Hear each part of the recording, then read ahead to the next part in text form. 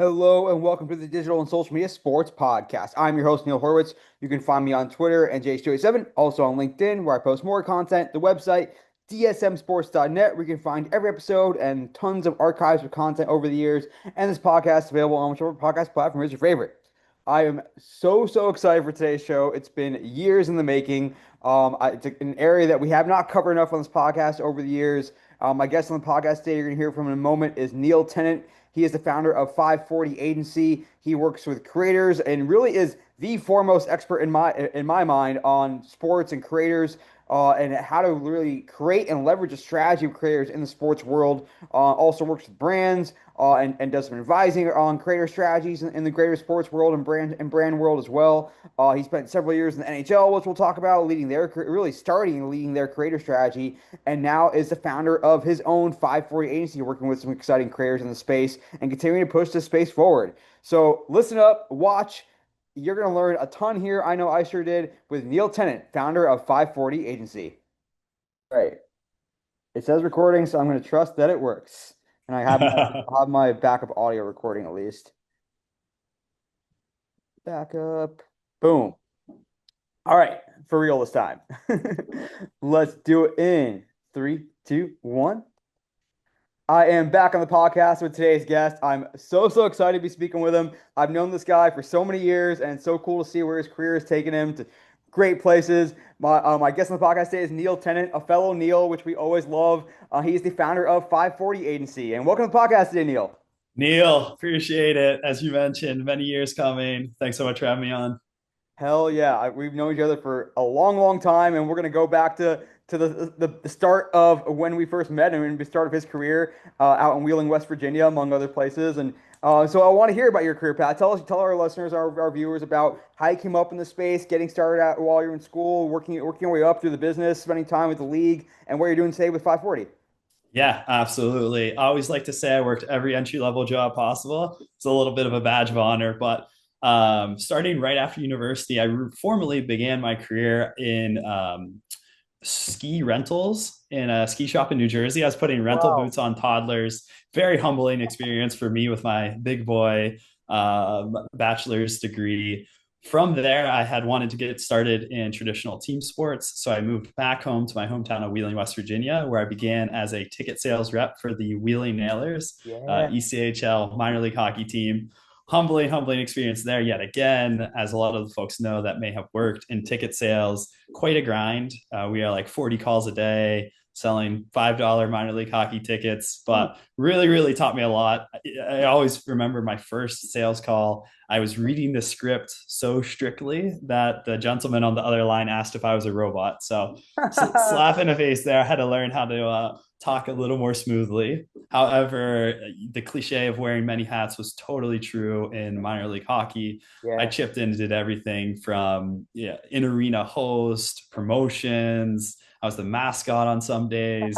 Really just working on it all. And after about 6 or 8 months, I recognized an opportunity to run the Nailer Social. They were kind of filling it in a bit with the play-by-play broadcaster, et cetera. So I got promoted to social marketing manager and ran their feeds for about another 6 months, which was once again great, really hands-on experience. A wild time. This was the summer of 2018. Just to think about the period in social, I'm sure we're going to get into it a bit, but how much things have changed, Oh yeah. even insofar as the social sports community. After a bit, I had recognized that I wanted to move back to New York City, where I went to university at Fordham, and saw a posting at the National Hockey League for a community manager. Applied, did some networking, crushed some interviews, and the stars aligned. So I took that role at the NHL as a community manager in October 2018, where I was the sole daytime publisher on the feed, scheduling posts, doing a lot of commenting, community management, etc. From there, I worked my way up, and around COVID, I think we'll dive into this a bit. Really championed the NHL's user-generated content program, Mhm. sharing a lot of content of fans. There was no highlights, no players, etc. And through the UGC success, gained a lot of relationships with creators. that also were budding and maturing in their career simultaneously. So Yeah. about a year into that, this was 2021, I pitched a full-time creator lead role and creator program.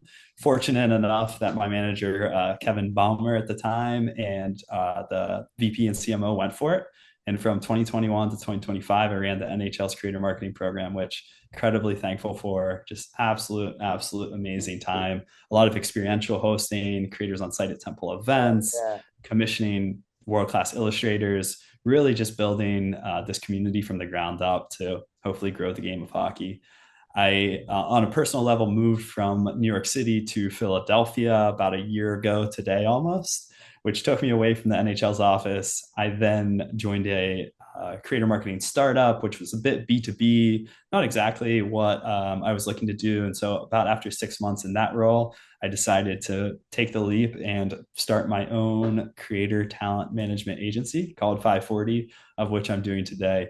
It's been awesome just signing creators and getting to guide them in their careers. Now being on this side of the table, I've been on all three sides, which is pretty wild. I am now on the sales side, which is an interesting pivot. But looking back on the entire journey, just incredibly thankful for everyone that's helped and every step along the way. I mean, just so inspiring, so cool. Like I would love to just like picture that day when you went and pitched the creator role like at the NHL. Creator driven roles, like it's starting to become more of a thing. But it was usually just like whoever was on social was like, oh yeah, well we're gonna add creators and influencers to your title now, and you're gonna do that. But like you really developed this among others as well in the sports industry of like what a creator strategy was going to look like and what it meant to work with creators, what the ROI was, and we're going to get into all of it today. Of course, but I want to dive back a little bit to the start because of course, for those that don't know, like my former employer, a company called Hopscotch, we used to work with several ECHL clubs, and Nails were one of them, and I remember working with this young up and comer named Neil at the Wheeling Nailers, and I was like, hey, this guy knows what he's doing. At least he's doing some cool stuff there, especially for the minor league level. And so it's great to be able to see you, continue to grow from there. But I want to talk about that experience. You mentioned about wearing a lot of hats, and we talk a lot about how to start working in sports on this podcast, and the opportunity to work in a minor league where you really understand how a team works and how sports marketing works and how you can really we're at that level where getting one more fan is meaningful, getting 10 more fans is meaningful. The NHL maybe it's meaningful still, but not quite at the scale where it is. And so like what kind of stuff did you take away from like understanding what success looked like at Wheeling and how the different dots connected across digital, social, marketing, fan development, community, game presentation, sponsorship, all the above?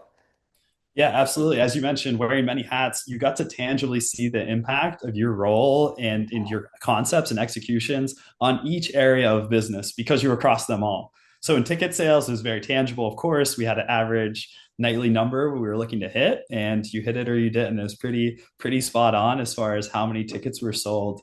But then as you expand beyond that, whether, as mentioned, it was my roles as the in-arena host on weeknights or promotions, one promotion I'll never forget. We had live wrestling in the lobby of the arena. So Oh imagine no, I walking kind of in remember that. and I there's remember that. live local wrestling going on. That was a great one. But yeah, it was all tangibly related, even down to the corporate sponsors, right? So now you're assisting corporate sales that's sitting across the room from you to pitching concepts not only on social but just across in arena and community more generally. Yeah. And then to go, to just put it into perspective, you're like, I would sell the groups in at 4 p.m. and then walk down to the arena, do the in arena hosting, work with those groups, do the corporate read. You really would see every single portion of the Yeah. entire business, which it sounds cliche to like get your foot in the door and then say yes to everything. But it gave me such appreciation for each role of the business and knowledge of how the entire operation is organized. Yeah, so beneficial and so meaningful. Everyone should at least spend some portion of their career working in small college sports or in minor league sports, and you really get to understand how a team really works. And it's not all multi billion-dollar franchises out there. There's a lot of small businesses that are minor league teams that are holding up communities that are beacons of the community as well. And it's cool that you have that experience out in Wheeling. And Wheeling, people should know the Wheeling Nails because of Paul Bissonnette, of course, which we can get into It later. is. Oh, here for our video viewers, I have my little Paul Bissonnette bobblehead, a bobble Oh fighting head yeah. here. That is freaking awesome. Never So forget. Shout out Biz. so you make the move to the big league, so to speak, the NHL, and I guess give me an idea of what the team looked like there. You mentioned you were doing a lot of daily publishing. You were kind of in this community role, and your community has a lot of different meanings as well. So I guess just give us a lay of the land of what that looked like, how you were connected to the whole, and what that team structure looked like, especially going from where you were like literally a one man band to now being part of a team. Yeah, I always joked that it was like social media boot camp. I sat in each meeting for the first 6 months, like, holy wow, these folks are all incredibly talented, and it's so valuable to listen and learn and also engage. As mentioned at the time at the Nailers, that was when SM Sports was big on Twitter, and I'd interact with you, Jess Smith, some of these other people in such a tight community, listen to podcasts, read, learn. But to be in the room with everyone just like accelerated, I think, my growth and knowledge of social and my career exponentially. So the role, as mentioned, I was the singular daytime publisher, which meant assets would come to me. I'd write the copy, put them into scheduling software, and off they'd go. Mhm. I think that's pretty common community manager type role within the Yeah. biz. But as the singular daytime folk, that meant from 9 to 5, that was my feed. Kevin, my manager, would approve, of course, and we'd be in constant communication. But the confidence, the speed, the instant reaction, and instant gratification was fascinating to see across my role and kind of the evolution of myself as a social marketer amongst the team. That was probably like I'd say maybe 10 total across US and Canada. Okay. So quite small, quite lean, and Yeah. has now blossomed. We'll get into it.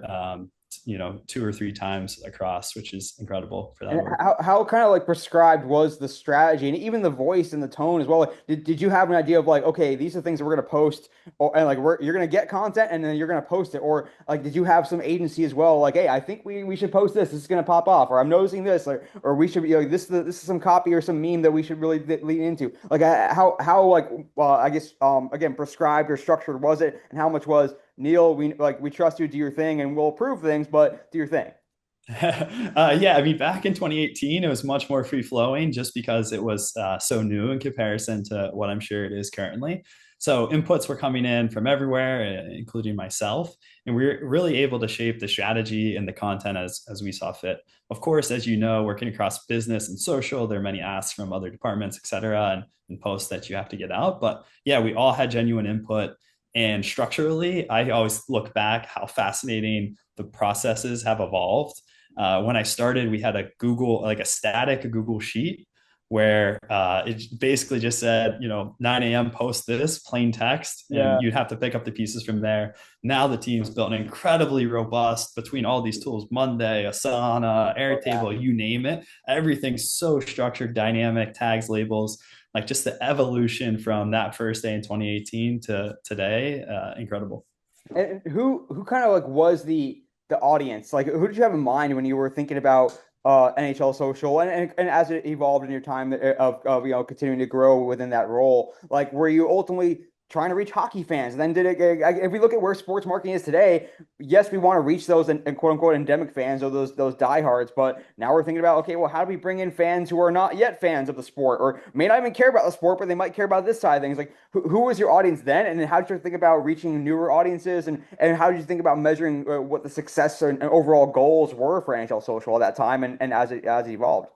Yeah, absolutely. We'll get into it with creators as well, but I think there's always a core basis of serving the hardcore hockey fan, right? Like at the NHL, they need to be a place where you can find a highlight, and you'll always service and be there for the diehard fan, if you will. However, as we know, the goal of marketing, the goal of social is to reach new audiences, and it's an Yeah. amazing platform to do so.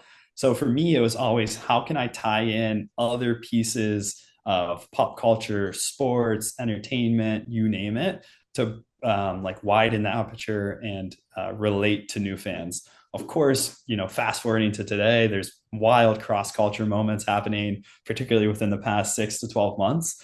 But back in my day, it's much more like how can we identify crossover opportunities. One, I remember a colleague in Toronto, Dylan Cooper, was big into kind of a metal hardcore music scene, and just simply by a simple light reference and copy able to reach an entire new audience, or tap in and reflect and feel Yeah. them be seen. So I think anytime we could do that, make sure the hockey's there as the nucleus, but then expand a bit is where we found Yeah. success. Well, especially nowadays too, where the interest graph has really taken over, and it's not just about, you put out a piece of content. It's not just we're going to serve this to your followers. It's we're going to serve this to who we think is going to like this content. And so you have an opportunity to reach. It just changes the whole framework of strategy and how we think about reaching audiences, because it's not necessarily in our control. It's in our control in so much as if we program for the right audience, program the right content for the right audience.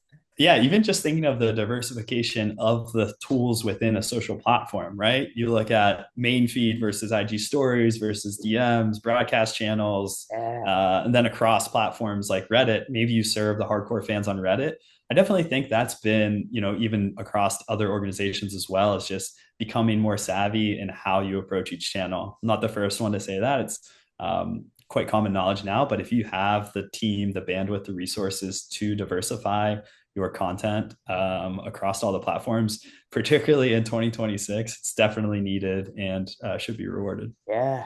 So take me through like how you started to sort of like understand the sort of the science of community and social. Like how do you start to figure out where are all the hockey fans hanging out? Like where are the conversations that we should be at least monitoring, if not taking part in, if not riffing off of a little bit with our content? And how do you think about sort of like the NHL should be, or a league or a team, and speaking in even just generalities, should be cultivating communities, should be starting subreddits, should be starting like posting on these platforms versus just kind of being there to amplify and to maybe create your own content that riffs off of what's prevailing in other communities. Like, so like I said, how you start to think about discovering communities and what was out there, how people were talking about the sport, and what role a league or a team account has to play in those areas. Yeah, for me, every morning I started my day refreshing r slash hockey. R slash hockey is the broadest hockey subreddit, and that community is extremely engaged, extremely passionate. I found them to be pretty fair and balanced with their takes, but that Mhm. would give me an instant pulse at 8:39 a.m. of what happened the night before and what could be potentially worthy of our content slate for the day. So instant refresh of r slash hockey. I think the league has begun exploring what that relationship looks like with Reddit. I was not across that project, so I won't speak to it in some. I know it's quite balanced and tricky because brands often aren't accepted there, Right. and you often have to befriend a mod and interact in a different way. But where I'll actually take that question is with the user generated content. Yeah. Um, what I recognized in like 2019, 2020 is that the need for additional fan hockey content and community was out there and like actually like quite rabid. At the time, the hockey media landscape looked a lot different. NBC was the long-term broadcast rights holder. Mhm. So we didn't have ESPN, Bleacher Report, TNT in the space. There was, of course, Bar Down and some other outlets in Canada. But I identified that fans are publishing content elsewhere, and fans would come to the league channels to see that sense of community reflected. Yeah. And so let's talk about kind of diving into UGC. Like, was it kind of like both a little bit of luck and a little bit of like a strategy? Like, I mean, you mentioned like we needed content during the pandemic. There were no games. You can only cover, like like old school games and archive stuff so much, and you want to still try to grow engagement and have a community there and stuff to rally around. So like, how did you like kind of think about like did the influx of UGC once you asked for it start to like open your eyes to all these talented people creating hockey adjacent content out there, or was it a little bit of like, okay, we know this stuff is out there. Let's become kind of like the gatekeeper, the aggregator, and more like taking like an aggregation mindset, and we're gonna be that place. We're gonna aggregate really cool content for our followers, for our fans, for people that see us in our feed. Like how did that kind of come about, and also just kind of open your eyes to holy shit, there's this whole rich community of people that are in and around hockey, then and it's not just game highlights. Yeah, absolutely. I think I'd love to get into the aggregation piece maybe in a bit, because that, particularly in 2026, like where does UGC fall on a team or league channel? I think it's a really fascinating conversation. But stepping back, I was often in the DMs. If you run a team or league account, the DMs, particularly like the other folder within Instagram, can be an amazing, wild, bizarre place where you'll find things you'll never want to see and a lot of things you'll really want to see. So kind of 2 years of R&D in the depths of Reddit and the DM, seeing what content is getting sent, tagged, and otherwise interacted with. And then, as you mentioned, the beautiful or the confluence of there being no NHL games, NHL players were at home, the league needing content just allowed us. We had already been publishing some and testing the waters, but it really took priority insofar as like how can we turn this into a formal program, into formal campaigns, put our arms around this a bit more to share the community and show that hockey is still very much alive. Yeah. So through a bunch of one-offs, we then built two long-standing campaigns, one of which was around like just fan highlights and trick shots, skill moves in general. The other was around outdoor hockey rinks Yeah. that we ran for 5 or 6 years, title sponsor. The first couple of years, it performed humbly, honestly, too well, where maybe we were delivering too much value. But it really showed that there's appetite, need, want, and desire for user-generated content from a league account in that capacity. And then on the backside of that, all of these creators, the most common refrain I hear in the creator economy on how you began was 2020 happened. I was stuck in my parents' home, started making videos. Now I have 1 million followers and I'm a full-time creator. So as we're publishing more UGC, we're noticing a lot of talented young men and women across social publishing hockey content. We begin sharing their content. They keep maturing on their side until the point where it made sense for us to formally add them, on a capital C creator basis, stop sharing their content as UGC and start partnering with them more formally. Yeah. And I mean, certainly shout out. I think it was Darren Dreger that had like the original kind of like OD outdoor rinks every year. Would always be Yeah. a great tradition, and then see the NHL formalize it and become that one-stop shop as well with the ODRs and able to monetize too and show that it's not just engagement for engagement's sake, but it's also about tying revenue, tying a partnership, and that certainly helps move the needle as well. And so you start to form these ideas of like what a creator strategy looks like for a team, for a league in the sports space. Like when you originally pitched that creator strategy, and as continue to sort of hone it and understand what it means, like what does a creator strategy look like? I mean, this is the big meat money question of this podcast interview today, I guess, of how do you think about the goals? Like how do you think about the quote unquote like ROI? Why is it what are the interplays like between just having a creator relationship that where we might invite him to a game or something more formalized, which is where we're talking to a partner, where money's being exchanged. I have so many questions. That's why I wanted on the podcast. But I guess it's like taking back to the early days of what you thought a creator strategy was and how it sort of evolved and how it became a part like a true business proposition. Wow.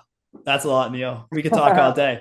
I think to break it down, I always liked to articulate it as two pillars, one of which being experiential. So that was us hosting content creators at NHL tentpole events. All-Star Weekend comes along. We host 10 of the top hockey creators across sports, bring them in exclusive access, exclusive experience, interaction with players, skate on ice, etc. You name it, experiential bit. The other pillar I always called commission content. So that was assessing what can't we do with our talented in-house staff and how can we use creators to augment our owned and operated social feeds. So often that looked like custom illustrations, artwork. I had this one corgi that air corg that could always shoot basketballs and predict the games. Yeah. And all in between that looked like commission content to be published on the NHL's channel. So ultimately those two would just combine as these forces supporting both off-channel social marketing, on-channel of the owned and operated, and expanded to like grow this amazing community. Now, as far as the rest of those questions, I think we'll have to tackle them one by one, but that's how I often broke it down in my head. And as you start to think about, I mean, I guess like just building off that real quick, then like is ultimately just your basic your marketing metrics where we want to be able to show fans how awesome it is to come to games in person. Therefore, we're going to have these experiential things and we're going to capture what the experience is like and have creators give their authentic reactions, and that's going to ultimately down the road we're going to create audiences that will drive more ticket sales and help our raise our bottom line. And on the social side, I guess Similarly, where are going to grow the top of the funnel because we're going to reach fans with content that's more likely to go viral. And it's a little bit different than what we like. What are some of those like? This is why it's worth investing in this. Like, how do those questions get answered? And Neil, if I could track social metrics to broadcast tune in, I understand there's brand lift studies and similar, but I'd be a millionaire. We'd be both be on the beach in San Diego right That's now. still the story that's still the narrative that whether we have the hard metrics or not to say this led to this by this precise metric that's still the basic framework. Is that Exactly. okay? Yeah, the pipeline, social metrics, classic engagements, comments, shares, etc., to broadcast tune in, to the most abstract, which is growing the game across the globe. So we would be measuring all your social metrics, potentially do some sentiment analysis as well to see how the content's resonating. And then on a correlation basis, look at the broadcast viewership. But as mentioned, always very tough to mark one-to-one. Same way as if you're doing sales, of course, there's direct product links, et cetera. But oftentimes it's that top of funnel awareness and social engagement. Yeah. And let's talk like tactically too around like how you start to work like look out for creators and like build a wish list. Like here's who I want to work with and here's why and here are different types of creators we want to work with. Like how you start to come up with like a rubric or something of a categorization of okay, we have this bucket and then we have this like is their follower count or their average reach. Therefore, they're gonna put we're gonna categorize them as this. Like, how do you start to build that kind of I guess that scorecard and that wish list and build a truly robust strategy of this is what we're planning to do for the upcoming whatever season or next 6 months or next 6 weeks. So many texts, so many FaceTimes with 18-year-old creators, but I always visualized it as concentric circles. So at the heart, we had hockey creators. Mm-hmm. On the experiential side, if there was open ice, I was going to have a hockey creator there that understood how to skate, how to shoot, and how to interact with, let's say, ice inside Fenway Park. So we always had a nucleus of hockey creators at all the events and always in the mix. I think it's important to always serve, similar to social, always serve your creator community in that capacity. And was to that end were the tent poles like a big part of where the creator strategy intersected with the league's bigger objectives? Yeah, 100%. Because I think that like as you go, as the creator economy expands and grows, opportunities abound for the top creators. Often from the brand side, I would think about what could we provide them that is Yeah, exclusive and literally one of a kind. And for at the NHL at that time, that was time on ice inside Fenway Park or any of the other particularly outdoor venues. Incredible. yeah, So yeah, definitely exclusive. But the second band, the second circle I always thought about, I called them unicorns. So these were folks that were interested in hockey, but not outwardly publishing or projecting their fandom. Now, these folks are really hard to find. It might be yeah. one IG That's story what I'm that it's thinking. like half of the image is an Oilers jersey, and you just see it, and then you keep it mentally. And then the next time the Oilers are in the finals, I call Neil up, and I'm like, Neil, we got to get you to the game. But like keeping a CRM, a Rolodex of those folks, because those were like the most beautiful, most successful partnerships in my mind, where it's someone that exists outside of your traditional community. So you're bringing in a new audience, but it's also authentic. They also understand what's going on. I mean, I've hosted the third category, which is like capital I influencers, on the glass of the Stanley Cup final, and they're texting the whole time or something. Like often I would kind of avoid that scenario, and you really want someone that is engaged and kind of in what would make sense to both audiences. Yeah.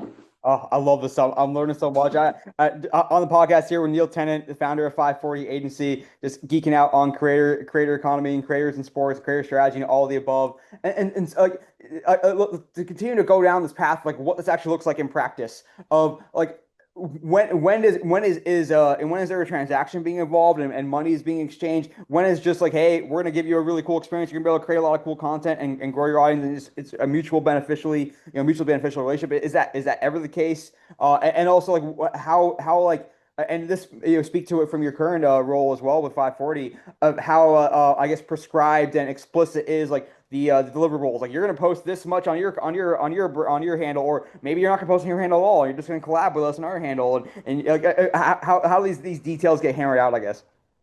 Yeah, lots of communication and then a lot of formal paperwork, of course. In today's creator economy, there are robust contracts, agreements, etc. But that's not the fun stuff, Neil. Let's get into the fun stuff, which is making money. Now on the agent side, yes, we love large budgets and nice compensation amounts across any activation. But I think on the experiential side, the kind of per activation budget for a creator are often smaller. And Mhm. the reason being is there are inherent costs that go into producing an event, even from a creator side. Yeah. Like for example, get into a activation I did, which is 3-on-3 hockey, creator hockey tournament. Like to set that entire thing up and give the experience that was possible, a lot of the budget went to activation setup and not creator spend. Now, with that being said, for any creator we hosted, there was cash compensation and formal agreements, which hopefully helped, alongside accommodations, ticketing, et cetera, and some of the other perks. So all in all, I hoped that the experience was great. I hope that no one was losing money, but also understand and acknowledge that most oftentimes, like experiential activations with major brands are unlikely to have the large budgets, insofar as in comparison against like a CPG brand or something, which Yeah. might have a little deeper. And let's, I do want to go down that path in a moment, but first, I want to stick here real quick on like what an ideal creator activation looks like now. Like, is it where I just let the creator like give them a really cool experience and then let them cook and do their thing on their handles, or is it more like we're gonna create some co-create content with you. It's gonna live on our own channels and we're gonna collaborate with you. Or does it vary by what the creator prefers and who makes those calls generally? What's the most common scenario and what's ideal from your perspective as as an agent now? Yeah, it varies based on creator and brand and business objective, right? Your business objective could just be to augment your owned and operated content. So Yeah. everything's a collab or everything's hitting your feed. Or it could be the exact opposite, which is off channel, which is all the content living on the creator feed. For me, I always liked giving the creators time and access to make their own content. Yeah. Oftentimes, I see and I hear brands that will invite creators out, and the itinerary is so packed that creators almost have no time to create, whether that's on site, actually filming the content, or editing back at the hotel. If you have welcome drinks that go from 6 p.m. to midnight, and the creator's supposed to be back at 9 a.m., oftentimes the creation period is shrunk. Yeah. So I think giving them developed time to make, there will always be a deliverable ask generally, I would say. That can be pretty vague. I think with experiential content, most of the time we kept it pretty vague. We knew what each creator was good at and would work through concepts with them in advance, but also wanted them to showcase their authentic experience as well. There's so many different avenues I want to go down here. Like I'm going to keep you as long as I can, Neil. And like going back a little bit to the concentric circles, which I thought was a great way to describe, sort of the adjacency to the sport, to the property, wherever it might be. Like how much of that was like constructed with the bigger, like the CMO and the big picture strategy of what the NHL is trying to do. Like, hey, we want to get more involved in music. We want to get more involved in food and fashion in gaming, whatever it might be, and creator strategy is going to be a tentacle of that bigger picture thing that we want to have, or is it really like you're coming to them with, hey, these creators are have a potentially organic relationship with hockey, and it's going to help us reach a new audience, and it's sort of coming from that end. So was it more like building from the league objective out, or more from like what makes sense or what you're seeing in the marketplace, or seeing not in the marketplace, but seeing on the platforms? Always a conversation.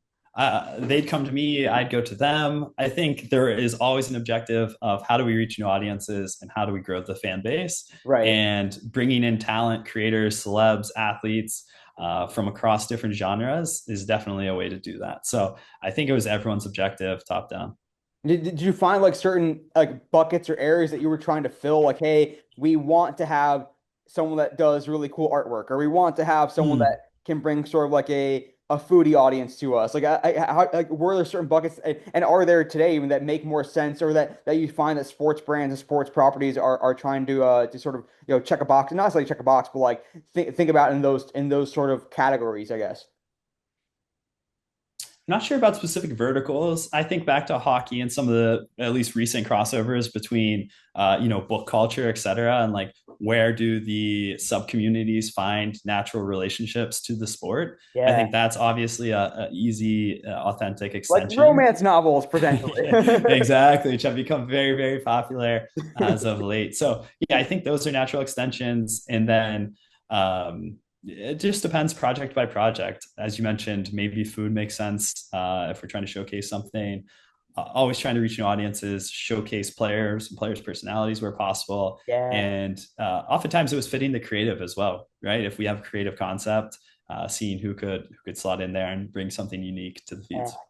And I want to touch too on the where like the brand and partnership side fit into things as well. In an I like how I guess how did you see that kind of time evolve in your time and how it kind of plays out today with the creators that you work with, like where like it truly is a not full funnel is the wrong term, but like a full suite of like we're gonna involve a sponsor and they're gonna help underwrite or bankroll it, or maybe like there's a mutual sponsor with that already works with the creator, and we have an opportunity to have a little bit of synergy, to use a buzz term here. Is the sort of the creator economy in sports kind of maturing to that space where we're putting together these more big picture packages and campaigns, or is it still just kind of like a when the timing's right or when it happens to work out, or when we have a mutual sponsor, and it makes sense, or maybe the brand wants, maybe the sponsor is the one that's taking the initiative, and the sports property is the one that's kind of like helping execute. Exactly. As you concluded there are so many different I variables and got it. I got format. this. I got to some point eventually. No, no, no, no. You're spot on. There's so many different shapes that this could take because with a league or a team, you almost have a triangle effect that goes on between yourself, the third party brand, and the creator. And how those dots get connected, it can be very different and very successful or very complex depending upon how you approach it. So sometimes a brand would come and say, hey, we want to do this.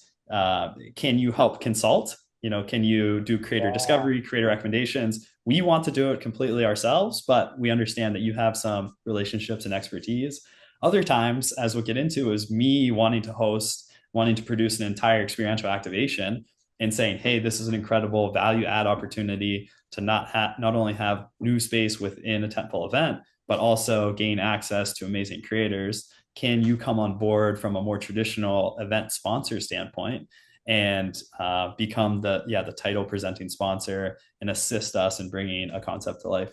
Yeah, and I wonder too, and like definitely feel free to speak to this as well of like where like I think for a while we talked about, there needs to be someone on the sponsorship team that knows digital and social, and my good buddy Alex Coppola was one of the early ones, and has the SponCon Sports newsletter, and we talk about, yes, you should have a digital partnerships person or a sponsor a social sponsors person on the partnership team, or at least to be a liaison between content, social, and partnerships. Like, is that starting to develop? Is there a creator muscle starting to develop in that sense as well, where there's someone that is working more closely with the partnership team? Because I'm sure more brands are coming to the table now, and they're like, yes, we love to have, like, we want to have a social element, we want to have this element, and we want to have a creator element. And so, like, are those conversations being initiated? And like, is in a year from now, 2 years from now, 3 years from now, 6 months from now, even, like, will we see more partnership teams have a someone who's a creator specialist, on board? I think so. I actually talked with Alex a good bit about this as well. And I think that's the next evolution because, right, Alex often talks about how do you go beyond just the simple logo slap on a score graphic. Mhm. And he's, weekly through his newsletter, collates the best of sponsored social. I think social departments across sports have become so savvy and how do we dynamically include our partners in our content so that the sponsors are attaching themselves and partnering on content that we actually want to produce or actually would produce, and they're augmenting it and amplifying it. I see creators as the next step to that. I think if a sponsor comes in, you say logo here, our dynamic, let's say schedule release video there, but like creators can offer you an access not only to new audiences and potentially higher social performance, but an entire new range of conceptual ideas, Yeah. kind of a lens that you can't even achieve from a brand, not only one brand side, but now two brand sides as social audiences continue to kind of value and trust creators more so than your corporate entities. Yeah, I know. I love that take, because I think what we're starting to hear a lot more in the marketplace is like, you should not just think of creators as like a distribution channel or even a content creation, a production house or whatever, but also someone who is good at marketing to other audiences and like can help you market to their audience a little bit more and take and bring them in as like a quasi consultant and help them. NHL like has their power players like Gen Z channel. You can have a similar way to like to get more knowledge and gain knowledge from these creators who their livelihood is literally driving audience and driving relationship, driving community, and so it's a great way to be able to learn from them as well and treat them like a consultant as much as a co-creator or a distribution network. 100%. First off, love the Power Player program. They were my number one discovery tool because, I mean, 13 to 17-year-olds that really just had their pulse on Gen Z, Gen Alpha, and I would often tap them for creator recommendations. But yeah, I think you're spot on there. Like, bring creators or agents in if you have a good relation or can establish that into your off-season partnership planning. I would love for brands or teams or leagues to come to me and say, "Hey, Neil, we're bringing on Bounty Towels this season. Dream up 5 concepts and see what we can do to work together." Like that would be unreal. Or From an just go agent go sit side, down with Steve Mayer and let's talk about some new ways to do cool shit at the stadium series or something. yeah, exactly. I mean, from an agent side, there's often larger budgets as well when the third party partner gets brought in. So I'm appreciative of that too. But like, yeah, definitely think of creators when looking to activate with your corporate partners. We talked a little about like what ROI looks like as well, and I would love to hear you like talk about like what the general like metrics look like when the creators you work with now at 540, what the brand's looking for in terms of like what good looks like, what success looks like as well. But I also wanted to hear about like how you help, I guess, engineer and architect a better ROI picture because like something that I'm a big fan of is like you're we're not going to drive sales necessarily on organic social. That's not the job. That's not the job of organic social. But if you can get a creator to develop an audience and like whether it's through reach on their platform or on your other platform, and then you can whitelist that content and boost it and you put an ad behind it and have it reach more of the audience you're trying to reach, or you can retarget an audience that engages with your creator content and retarget them with merchandise or ticket sales or the stuff that's more directly related to revenue. So like how are these bigger full I guess full funnel, full picture things coming together where where there's a paid element, where there's a marketing element, where all the teams are working together a little more, and then I'd love to hear kind of like what the measures of success look like with the creators you work with the 540. Yeah, I'll put paid to the side for a second because I think it's crucial in 2026, but also maybe a whole nother beast. So we'll flag that. I think going back to it, not enough time is spent, particularly from a creative marketing agency standpoint, on both in both the upfront content performance and the post-mortem content performance. So the upfront is in pricing and negotiation, which once again, subtopic I could talk forever about. But I think looking at the post activation is, I was always trying to analyze, could we come up with a kind of return on creator spend number, which would put creator performance adjacent to paid media? So paid media is a language that most marketers can converse in, CPMs, et cetera. Could we look at creator engagement, views, impressions, you name it, cut that by how much it cost in creator spend, and determine some sort of number, variable, multiplier, et cetera, to see who performed well in comparison to the cost. Now, once, as we all know, these numbers aren't science, there's a bit of art in there as well, Yeah. and there are other variables to look at. But I think that's an interesting way to say, like, ultimately, how, if we were to try to get the same amount of social engagement via paid media, how does our creator marketing compare? Because if you take a step back, creator is just another tentacle, another vertical of your marketing mix. Mhm. Often it is, no disrespect to the paid folks, like more forward facing, more sexy, more fun. You're working with talent, etc. But at the end of the day, if we're savvy marketers, we do need to assess it objectively and say, how did this perform against how much we spent? Yeah, no, I love that framework. I was sitting here grinning with a wide smile of people that are watching. Oh, it's so cool to hear it really it works out in a defensible mathematical way. And I would say too, like even it's not even apples to apples in terms of like the what you would pay to get that same reach, that same engagement, because when it comes from the organic feed from a creator that fans and users have a relationship with, like those likes, those comments, those shares have more value to them in my opinion because they're happening through an organic means and it's not an ad in your feed, so to speak, that you may or may not engage with. It's someone that you already have a relationship with and you trust and all that. And so I think that speaks to as well, like the extra weight put on those engagement metrics. Yeah, I'm such a fan of data in 2026, which might sound cliche, but in the creator space is like very, very needed. I think, like I said, both on the pricing and negotiation up front, which is very much still dominated by vibes and no data, and on the back end, because I even saw it in myself maturing through the years of like, particularly when you host an experiential activation, you're on site, you're having fun, the experience is awesome, but then to take a step back in the week or two after and objectively analyze how each person performed and then make decisions off the back of that, I think that's where the extreme power can come into play. I Yeah. never admittedly got to the scenario where we were too most successful in optimizing and utilizing that data, if you will. There were like four more steps on the maturation process I'd wanted to get to. But Yeah. even just analyzing, hey, Neil performed better or worse than this other creator or his historical or his forecast can be impactful. I guess to help with an illustrative example, like what is an like something that you would look back on when you're time in the NHL, like a creator activation or campaign that you just think, like just absolutely crushed it, and how do you know that it crushed, and why did it crush? Like if you can talk through like something that really did perform up to or beyond your expectations, and what led you to believe that? Of course, I had this one saved for the end, but it was the situation was the NHL was launching a new international competition, Four Nations Face Off in Montreal Yeah. in 2025. So we were tasked with how can we not only educate fans of what this competition is, but also promote it on social in new and exciting ways. So I dreamt up a entirely new 3-on-3 creator hockey tournament where we were going to pit USA hockey creators against Canada hockey creators in a faux Four Nation Oh style, yeah, I love live that. on the ice inside Bell Center in Montreal, which was a first of its kind. We brought in a title sponsor, as mentioned, live streamed it to YouTube, first time we've ever taken on that, partnered with the events team, of course, and really brought it to life. I mean, I think success across social, 18 million impressions across creator channels alone.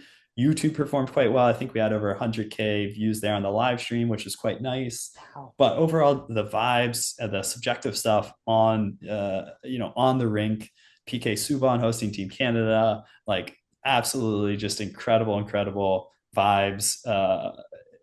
Just success all around, both within the hardcore, hard social metrics as well as the softer ones. Yeah, and a great appetizer too, like to actually say like now you can watch like the actual players, face off in a similar competition where they're representing their countries, and like it speaks directly to the overall goal was to reach more audience, but to drive awareness and tune in and engagement with the Four Nations face off, which of course was a rousing success as a property.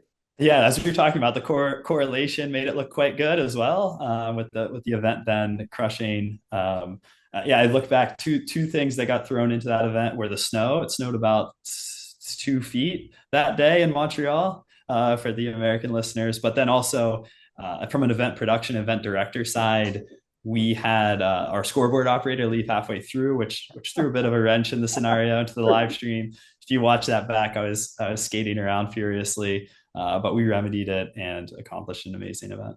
And how about those like how do those I guess those multi-creator activations like look differently than a one-to-one? Like is that something that you reserve for the major temple events, or is there like opportunities along the way where it makes sense to have multiple creators, and maybe we find some that have some good synergy or already have an existing relationship together, and they've done stuff before. Like how do you think about like multi-creator activations as opposed to like one-to-one? How should we think about those?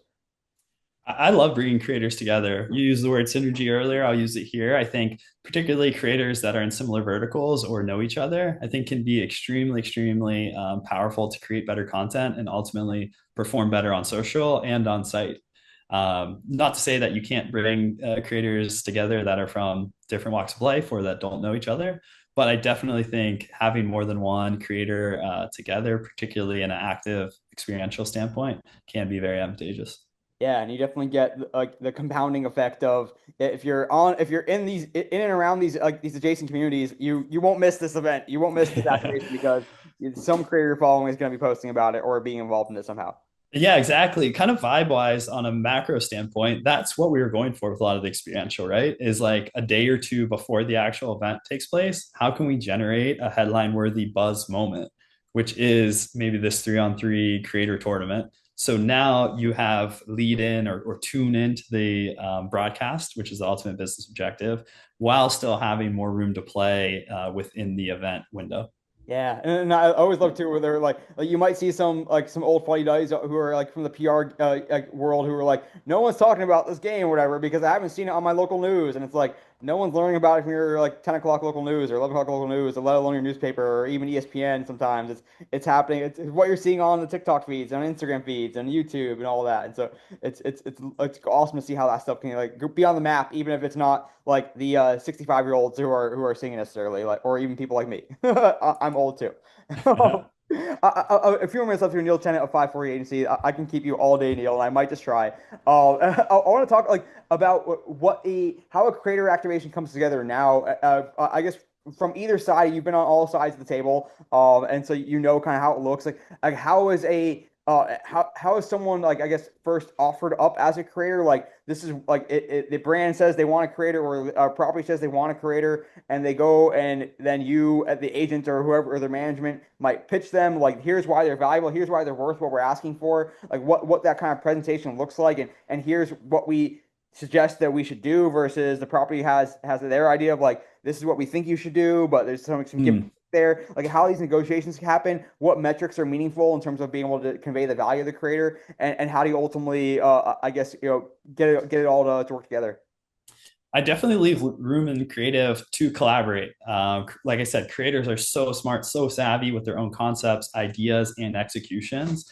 It's pretty well known at this point to like give them room to cook, but I think that's 100% still true. Of course, you're going to have brand guidelines, tenets, pillars, things you want to communicate and or message, but I think having that open collaboration is key, whether that's commissioned evergreen content or whether that's on-site experiential. Do you find uh, brands and maybe sports properties to some extent as well, like have they had that light bulb go off, or are they still coming in with like this is exactly what you want we want you to produce, and like and but feel free to take liberties with what color you use, or have they finally like seen the light where like just give them a loose idea of what you're trying to accomplish and let them cook? Yeah, I think it's a mix. Transparently, what I see a lot in today's market is a opening of let you cook, and then by the time the deliverable gets posted, it's something a little different than that, which is kind of a bit of the natural song and dance that we all play in 2026. But yeah, I still see a bit of that shuffling, and it's always happening now between brand, agency, and creator.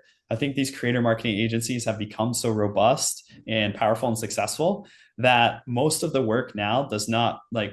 I recognize that when I was at the NHL, I was doing things on a very one-to-one kind of white glove basis, which wasn't as scalable as it probably needed to be.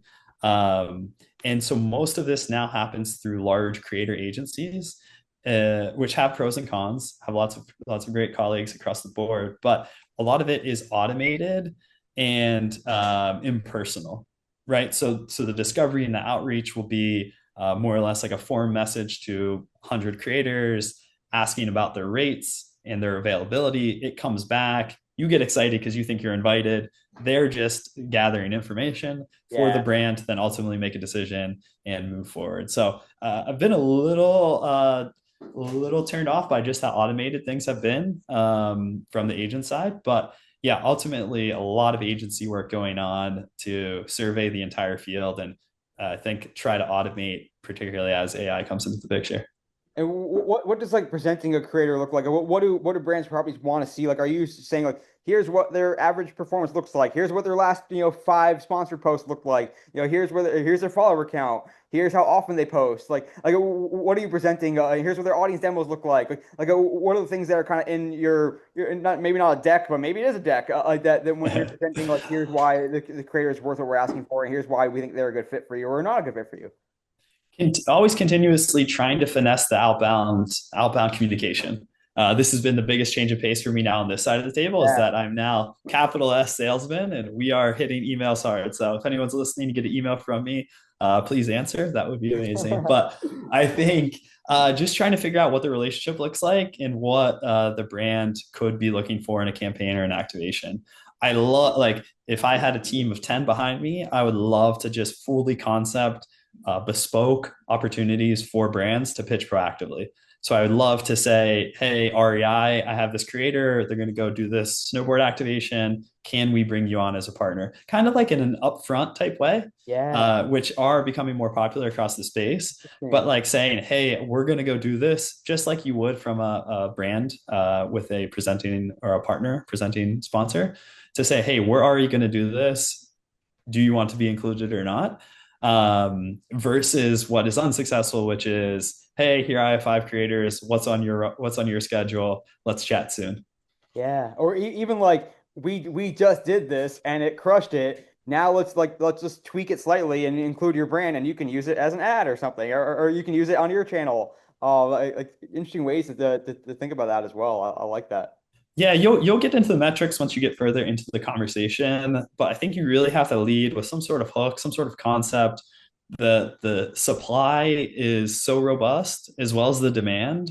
I think those are often an interesting tension in the creator economy currently, where creators obviously have large followings and command large audiences and large dollar figures, and think, you know, brands come to me and they hold all the power, whereas brands on the other side say, hey, we're a massive billion-dollar multi-global brand. Creators should be paying us to work with us, you know? Yeah. And I think often that's intention. Same with Interesting. the concept and the proactivity of the outreach. I think if you're just negotiating on social metrics alone, you're going to get lost in the swamp of creator economy today. Yeah. And plus, you want to find a good marriage. Like you don't want to just be a transaction. Like those, you can tell when there's not a lot of belief on the creator side and vice versa. And it's just like you want it to feel like an authentic relationship. And those the longer term relationships help as well. Like I guess that's I would love I didn't expect to ask for this, but around like having recurring relationships, having an ongoing relationship. Like, is it end up being the case where it's more conducive to one-offs, especially when it's around a temple event, or are there opportunities where it makes sense to have an ongoing relationship, or maybe it's just, hey, we're gonna call you up again next year to do something similar, or like how have you found that to take place? I love long-term relationships. Ongoing, consistent relationships, I think, are key. And like I said, like once again, not alone in stating this in the creator economy in 2026.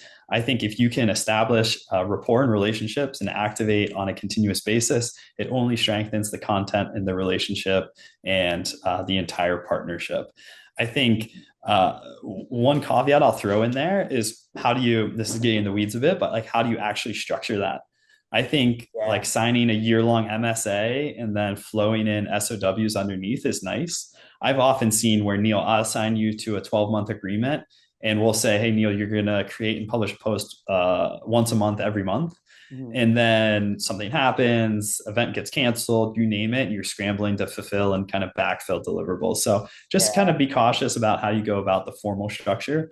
But one example I'd love to share is TNT Sports with a creator named Tim Chisano around their NHL activations, where he's the emergency backup goalie, the EE bug. And Yeah. they've been running this program for a couple of years now. Incredibly beautiful and successful long-term partnership.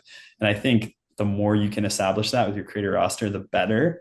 On the agent side, I've not quite seen that transition. My LinkedIn is full with all these people saying long-term relationships, this and that, this is the future. What I'm seeing from agencies right now are one-offs, are Yeah. saying, hey, we have budget from this brand. We need to find 10 creators to activate tomorrow or yesterday, as is often the case with agency work.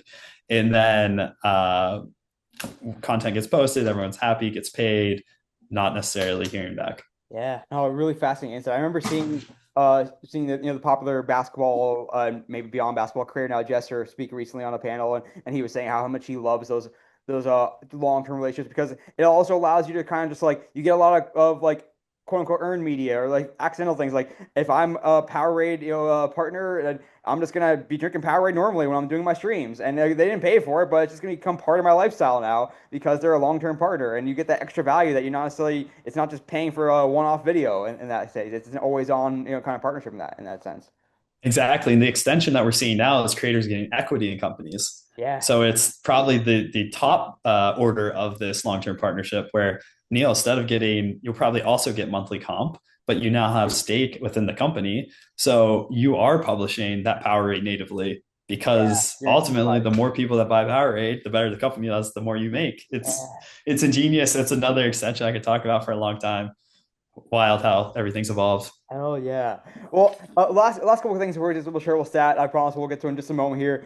I kind of want to like you talk about what it looked like in the early days, and maybe it looks similar today. Of if I'm working for a team, for a league, for even for a brand, like what are the ways to discover creators, especially the ones maybe who aren't already super expensive and established. Like how do I find the up and coming creators? How do I find my creators in my different concentric circles? Like is it just looking through the DMs that your property is getting? Is there anything different that we should be doing now, or is there a lot of bookmarking of posts, just scrolling the feeds all day? Like, how does it look like now? All of the above. I used the term arts and science earlier, and I definitely think that's super true here. There are very savvy tools out there, search engines where you can input and filter and say, hey, I want basketball creator age 24 in this location with this demo and this performance. However, I've not found that any of those tools are extremely, extremely successful. Granted, I've not necessarily delved too deep into the AIification of our entire world as it relates to creator discovery.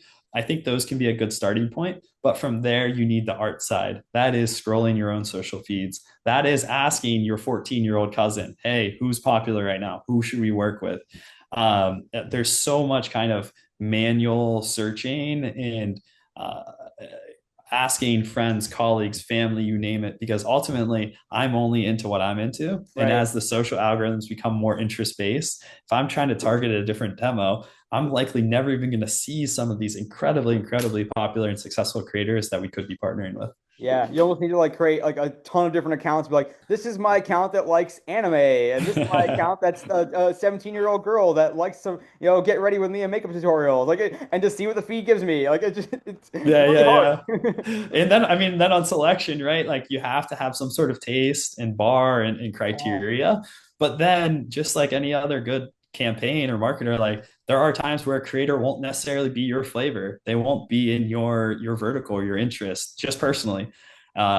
Say you like heavy metal and they're a hip hop artist, like those scenarios happen. But I think the best creator marketers understand like who's a valuable partner and how successful a kind of crossover could be. Yeah, no, I love this stuff, Neil. We can go to overtime, and we will have some more fun in our one-timers segment coming up. But first episode shareable stat coming at you right now.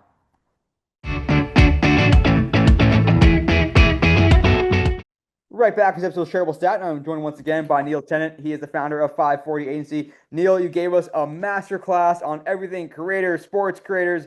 Are you now ready to shoot some one-timers? Let's do it. All right, let's see if you got your Alex Ovechkin one-time blast ratio. All right, My ice skills aren't too hot, but we'll give it a go. all right, number one, I've actually been and on the campus at Fordham. I had a friend there in school, so I know it's kind of like it's literally like right there in the middle of the city. And so tell me like what was it like going there and being kind of in the middle of everything? Incredible experience, particularly from a young country boy coming from West Virginia to get propelled right into the Bronx, into New York City. Amazing 4 years. Love the coursework, love the students. It really developed some lifelong memories and relationships. Cannot thank Fordham enough and recommend it as a university to any young students or kids out there. Did it feel like you were on a campus, or did it feel like you were just like in a building in the middle of New York City? It's a beautiful little kind of fenced-in campus there. It's a good little like Ivy League vibe inside the Bronx. Of course, you get the New York experience as soon as you step outside the gates, and many tales to be had. But Oh yeah, yeah. you got the perfect marriage between the Botanic Garden, the zoo, the campus, and then New York City just right outside the doorstep. Hell yeah. Well, then to go the complete opposite with number two a little bit, going from the big city to the smaller town. Um, tell us what should we know about Wheeling, West Virginia? What's cool about it? What's interesting about it? Besides Beautiful the nail. roll. Yeah, the Nailers, of course. Beautiful rolling hills. It's much more of a kind of suburb of Pittsburgh than a lot of southern West Virginia. A lot of folks see and think of West Virginia in that kind of southern sphere. So, amazing place. I think great community, great access to nature. Definitely lost some of its oomph with the kind of steel, coal, a lot of those industries moving away. I think obviously like 100 years, but even 50 years ago, the town was really booming. But there's still a great population there. I actually returned home 2 weeks ago to run quote unquote the hardest half marathon in the country up those quite steep hills. It was incredibly humbling experience. Oh man, well, I'm never going to do that again, but it was great to participate. My family and friends have all run it, so great to follow in that tradition. That is awesome. And does everyone from West Virginia just automatically like know all the words to Country Road? It's the national anthem, man. Nothing better being arm in arm singing country roads. Oh, that's fantastic. Number three for you. Tell me, like, what does it look like when you have a consult with 5-4 agency? Like, when you first are working with a brand or they reach out to you, like, just or an agency as well. Like, just take us through like what that looks like in practice. Yeah, absolutely. On the creator side, analyzing business objectives, I want to learn what are we trying to achieve here and how are we going to achieve it. From then jumping in to the creative, what's your style? How can one of my creators match that? And then let's work through all the boring stuff. Let's negotiate. Let's contract. Let's secure this. And then off we go. Let's crush the content. From a consulting standpoint, I think I've done this and I'm continuing to explore these opportunities is available and like ready for hire to step into any org to do ideation, concepting, just general consulting to like see how you could structure and better activate within the creator space. And do you find like our brands and even properties themselves are getting better at answering that question of like what are your goals?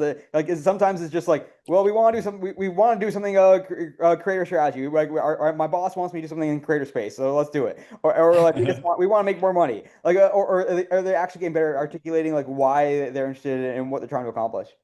I think they're getting much more savvy in understanding this and concepting this on their end. However, I don't think there's enough time afforded by particularly agencies in communicating that. They might think that that's not necessary from an agent or creator standpoint. Maybe they're not privy to that if they're a middleman between a Yeah. brand and a creator. But often that's not necessarily shared, which on one hand, I understand. On the other hand, it would be nice to see the larger picture. Yeah, no, it's good. It's like, 'cause I always laugh when it's just like, oh yeah, my CMO wants us to do something in the creator space. Like, okay, great, cool. Next one for you. I'm interested to hear this one. Tell me the most compelling or interesting creator that you haven't worked with, that's caught your eye. Yeah, he's popping right now, but I definitely look at Anthpo across the board. Anthony Poe, he's done all the viral lookalike competitions, long form YouTubes, Kid with Crocs. I mean, very, very well documented. I'm not alone at this, but looking at someone that's so in tune in culture and able, we talked about this off camera, to hit a grand slam every single time, particularly on Yeah, YouTube, absolutely incredible. He now has an outfit of, it's called Bunch of Friends. It's like him and three other comedic content creators that are once again just doubling down on the success. Comedic skits cannot like every time I see that content, I'm like, wow, this is incredibly tapped in, so well produced, and so well performing. do you find that like a lot of creators now are they just really have they like figured out what they're good at, what they're passionate about, and just happen and they find an audience for it, or are some creators just like they're just really good at creating viral content and they're gonna figure out how to reach a big audience, whether it's in their passion area or not. Yeah, I think at the top line, the most successful, they have a format, formula, etc. But that's so fluid that they're able to pivot it. I think that's what I'm so fascinated about this creator. I don't know this creator. I've never worked with him, but like it seems like the mind is just pulsing in ways, the synapses are connecting in ways that aren't for other creators, even in just the cuts and the editing and the content, but also the concepts. He's not beholden to like a single series. We talk about, hear a lot about serialized content. Yeah. Seems like every single idea, he's not producing these daily. It's more of a monthly or quarterly, but like every single one is different, unique, but hits just the better. Yeah, because you always think about like some creators like discover they're really good at creating like rice art or something, or whatever, something like random like that, and they find an audience for it. And others who are just like, I'm gonna create lookalike audience like contests because those are gonna crush, and I'm trying to reach a big audience. Or you have like the Mr. Beasts who are like analyzing every frame of video to try to like make it a science along with the art as well. It's different ways to approach ultimately being a creator with an audience. It's so fascinating to consider. Yeah, I think the personality based creators are thriving and going to continue to thrive. if your audience will show up and watch you do literally anything, Yeah. that can just lead to so much sustained success. Like if Neil, you'll have a million people that'll watch you walk to the corner and get an iced coffee and engage. That's incredible. If you have to do like a triple backflip off a cliff, it's not as scalable. So I definitely Yeah. think like continuing to build that connection, that personality, and engage with your community in that way will just lead to success down the road. Yeah, and it speaks to what you're talking about earlier. Maybe we are offline a little bit around using the content mix of like not everything has to be like a 20-minute YouTube video. Like you can do some short form or do some stories in between to kind of build that relationship, build that presence, that parasocial relationship as well. Exactly. Next one for you, Neil. Tell me an awesome creator or influencer campaign or activation that you from a brand that you did not work on that most impressed you or recently caught your eye and why? What's something out there you saw you're like that was cool. That they crushed that. Oh, it's not necessarily a brand, but I did have another one that came across my feed recently, which is New York Nico's Revival of the Fittest. It's a content series that Rachel Carton writes about a lot on LinkedIn Bio. It's an ongoing scenario inside a record store where there's like 5 to 10 mysterious moving characters. And similar to Anthro, just shot in this like holy 2026 social first lens. Like any if you were to pitch this to like a capital C creative director from 2000, they probably their mind would might explode because it's just bizarre, quirky, but so engaging. Like every time I see something like that, I'm like, wow, this is like 2026 social content. Love that, and definitely shout out to Rachel Carton and Lincoln Bio, always discovering awesome stuff in her newsletter. So definitely love that, and I kind of want to check out this series now too. Number seven or number six for you, Neil. You talked about getting a ton of cool UGC during your time with NHL. So tell me just the most memorable UGC from a fan that came in through the league then. One I'll never forget was 2023 Winter Classic at Fenway Park, where I was hosting a heavy metal singer by the name of Jake Luhrs, Luhrs. And if anyone is familiar with hockey or familiar with the NHL tentpole events, particularly the ones hosted in baseball stadiums, sometimes the experience is much more about the vibes, the energy, the community in the stadium versus the sight line to the ice. Mhm. Fenway Park, obviously 100 plus years old, so I went down and Jake was sitting right at the right field, kind of line foul pole there. And I caught up with him, checked in, said, hey, I understand maybe sightlines, not ideal, but he was loving it, enjoying this experience. He's like, this is what it's all about. Lo and behold, the reason he was so excited was he was sitting so close to the TNT Sports broadcast talent walkway that he got to shake Wayne Gretzky's hand. Oh wow. And this not only was captured all on video, but he shook Wayne Gretzky's hand as the game was tied 1-1 with 2 minutes left. He shakes Wayne Gretzky's hand, turns around, is like, I just shook Wayne Gretzky's hand. Things are changing in my life. As soon as he finishes, the Bruins scored the game winning goal. Crowd erupts. It was like you could not script a Like a moment movie. like that. Incredible. I'll never forget that. Shout out Jake. What an amazing human. That is wild, and I would love to do like an article or another like side episode podcast sometime around like the intersection of metal music and hockey. I feel like there's a lot there over the years I've noticed there were like metal and hockey fans or metal bands and hockey fans. It definitely seems to play out a little bit. But what a cool story! I freaking love that. All right, time for our food question. You always gotta ask our food question. So tell me the best meal to get in New York and where to get it. Lots of choices. Oh man, I know. Once again, go on forever. Full Moon Pizza in the Bronx, right outside Fordham's campus. Sleepy little joint that is not on any list, but definitely shout out Arthur Ave and Full Moon Pizza. And then I'll throw a Brooklyn-based one, Nourish Thai on Vanderbilt Avenue in like Prospect Heights. Ooh. Amazing food. Would eat that weekly when I lived back in Brooklyn. Hey, give me pizza for lunch and Thai food for dinner, and we'll be happy, and we'll go catch a hockey game later or something. That's awesome. Love it. I'm excited to go through this question. I mean, we've all seen the explosion of hockey related content, especially in the kind of the romance side of things between heated rivalry, the Amazon show Off Campus, and there's more coming. They're creating more and more shows around hockey romance and books and book talk and all that. So, like from your perspective, like, what's your take on this sort of explosion, and how do you think it has driven hockey and NHL fandom, if you think it has? Oh, it 100% has. I'll just speak from personal experience because unfortunately, I did not get to experience it at the league over the past year. Personally, I've seen friends and family within my inner circle become legitimate hockey fans.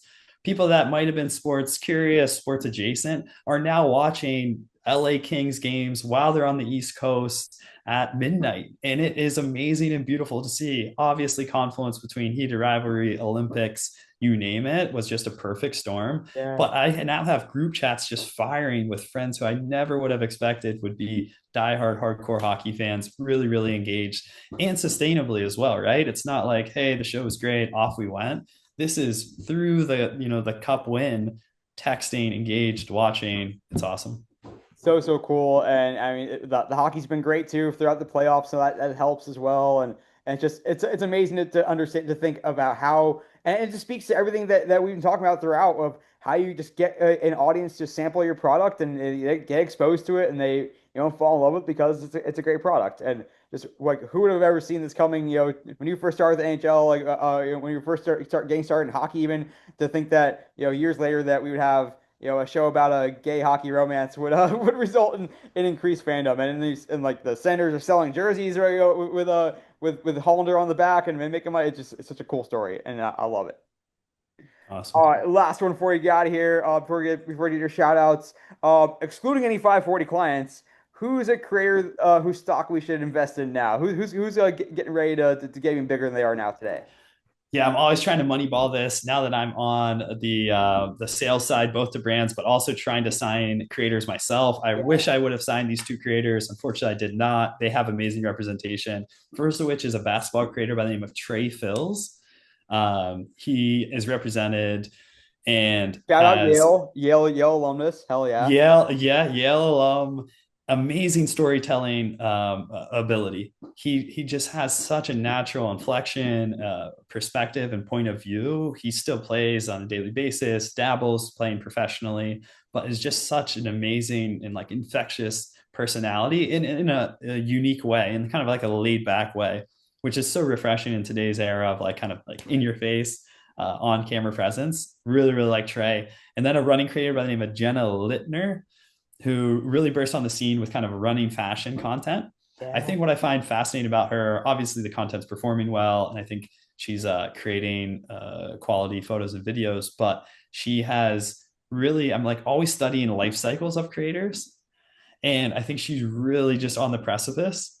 I think judged by just how much her quantity of posting, which is fascinating to see. I'm like always interested in this arc of a creator career, and to see her on such Yeah. a budding end of that is pretty exciting. Oh man, I kind of want to have like a whole nother podcast segment now where we talk about like the life cycle. Like, oh, this is the point where she probably quit her full-time job. Now she's doing creator full time. We're like she got her first brand deal. Awesome. Like, it's so cool to kind of see that progression, I imagine.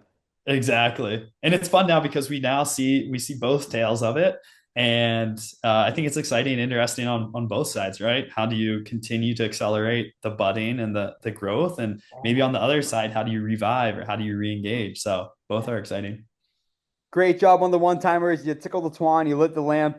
Insert any other hockey analogy here. I can't get enough of them. Now it's your chance to take over the podcast. I'm going to ask you for your All-Star file. Before we get to the All-Star file, we obviously want to follow your the creators on 540's roster. So you can go through all of them one by one, or you just, if you want to shout out a few, like your choice, to tell us about the creators that you manage with 540. Sure. Yeah. We have 5 exclusive creators right now. I'll highlight Rob Warlane. He does this viral hockey X sport crossovers. You've probably seen the basketball content where he does dunks on ice. Yeah. Absolutely incredible creator that is super, super talented. Um, 4 others that are increasingly growing and skilled as well. And yeah, just looking to grow the careers. You can find them all at 540agency.com or connect with me directly. We'll drop my email and my Substack here as Oh well. yeah, we'll link them up on the show notes, and then now tell us your all-star fall. It can be an Instagram, a newsletter, a podcast, a blog, a YouTube. Just tell us who they are and why they're following. Absolutely. Just someone I like to shout out. Yeah, yeah. This is your all-star. If we should all go and follow someone because you recommended them, who should that be? Oh, okay. Sounds good. Yeah, there's one creator by the name of Josh Eckert. He has a couple different handles across platforms, but he creates kind of snowboarding positivity content and kind of like a surfer type lingo, and it's just such a daily dose of positivity. Used to work with Devin Dismang at X Games. Hell yeah, go If you Devin. know Devin within the space, he's now works at Burton Snowboards, but his career is also absolutely skyrocketed. Once again, wish I could have signed him, but he now has great representation. So go follow Josh JAWSH on TikTok. Nice, and we'll definitely link them up in our show notes. And how about you? Where can we find you? And tell us about where to find 540 Agency as well as your newsletter paid partnership. Yeah, absolutely. You can email me directly at neil at 540agency.com. Hit the website, 540agency.com as well. The Substack is paid partnership. Not as diligent as you, Neil, 13 years bi-weekly. I often get on a roll. I was doing weekly, then it slipped to bi-weekly. Now it's an occasional cadence, but continue to share insights, talk with industry professionals. I think it's been curious to share and be more transparent about building this agency from the Yeah. ground up, which has been interesting. I think as it relates to Substacks newsletters, there's not much feedback. So if you have thoughts, comments, I'd love to hear them. No, it's been cool that I do recommend everyone subscribes to his Substack paid partnership because it's cool to see both the, as you mentioned, like the insights on the creator space overall, and also giving us this sort of like building in public insight into what it's like to build a creator business and build an agency, and some of the things that you learn along the way. It's great stuff. And as everyone listened to or heard today, Neil's full of insight, really knows the space so well, and check him out. And we cannot thank you enough for coming on the podcast today, Neil. Thanks so much, Neil. What a time. Appreciate you.